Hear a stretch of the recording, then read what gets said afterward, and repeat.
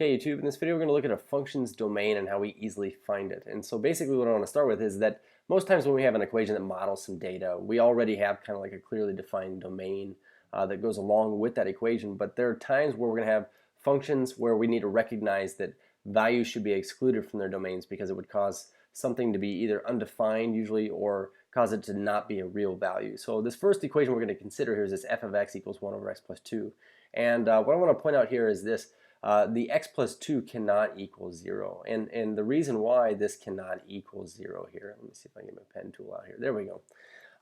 The reason why this can't equal 0 is pretty obvious. We would say we would get something that's undefined. So cannot equal 0.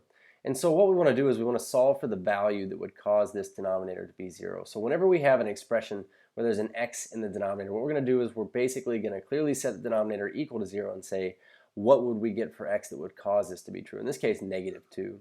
So we would say the domain of this function is all real numbers except for -2. So if we're going to talk about this in set builder notation, we would just say in set notation, we get all x such that x is not equal to -2.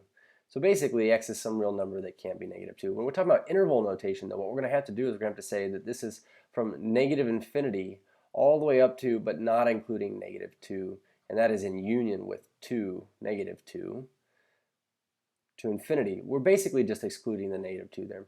So the first caution we want to look out for here is whenever we are dividing by an expression in x, we need to find the x values that would cause that to be 0.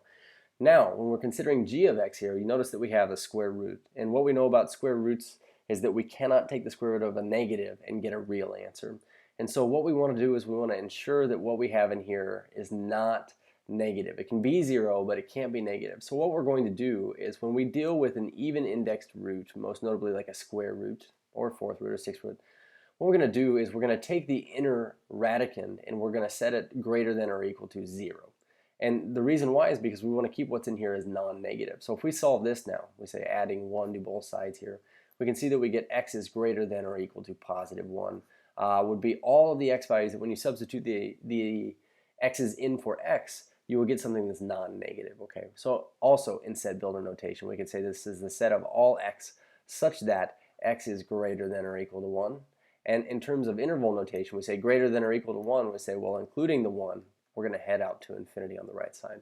So essentially, looking out for those two things, what I want to be able to do is easily find the domain of these four that I have in this example here. But before we do that, let's read over this. We say finding a function's domain.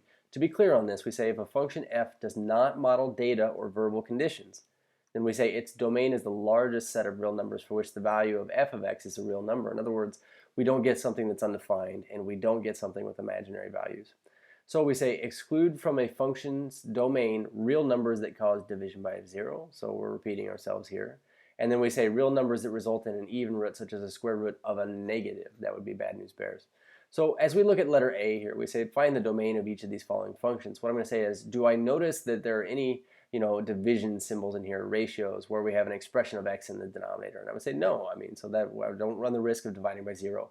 Also this, I'm not taking any even index roots of anything. So we would say that the domain of this in interval notation, which is what I'm inclined to write this in, is just -infinity to infinity because I'm never going to get imaginaries and I'm never going to get a division by 0. So looking at letter B, the first thing that crosses my eye here is the fact that we have an expression in the denominator.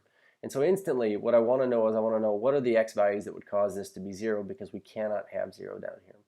So we would say solving this maybe by factoring. We'd say x plus 7, x minus 7 equal to 0. We could say, well, then either x plus 7 is equal to 0 or x minus 7 is equal to 0.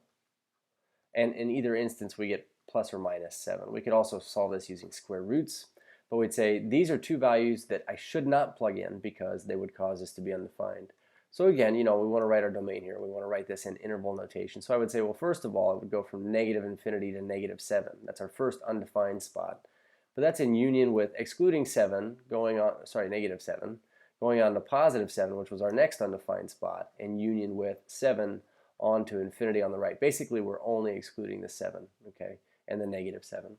So now looking at letter C, I notice that we have an even index root of some expression in x. So our method here, remember, is to take this and say it's got to be non-negative. So in other words, it's got to be greater than 0 or it's got to be equal to 0. So solving this, adding 27 to both sides here, we would have this expression that says 9x is greater than or equal to 27 constants. We certainly divide both sides by 9. We don't have to switch the inequality sign. We didn't divide by a negative, and we just get 3 here. So we would say the domain of this function right here is all real numbers that are 3 or bigger. We're going to start at 3 and we're going to go to the right to infinity. There's our domain here. And then last but not least, this is kind of like a double whammy, but basically what I want everybody to notice is we have an even indexed root. So what's in here cannot be negative. It can be 0 or positive, right? The thing here is this radical is located in the denominator. And what do we know about the denominator value? What do we not want to have in the denominator? And that would be a 0, because then we'd have undefined. So what we're going to do this time is we're going to take what's in here and we're going to say this number cannot be negative. So I'm going to say 24 minus 3x must be greater than 0.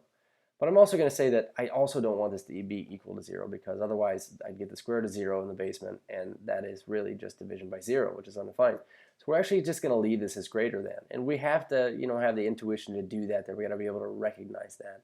So we'd say, okay, so negative 24, both sides. We get a negative 3x is greater than negative 24. And this is really kind of an important thing. Let's switch colors here. We say dividing by a negative.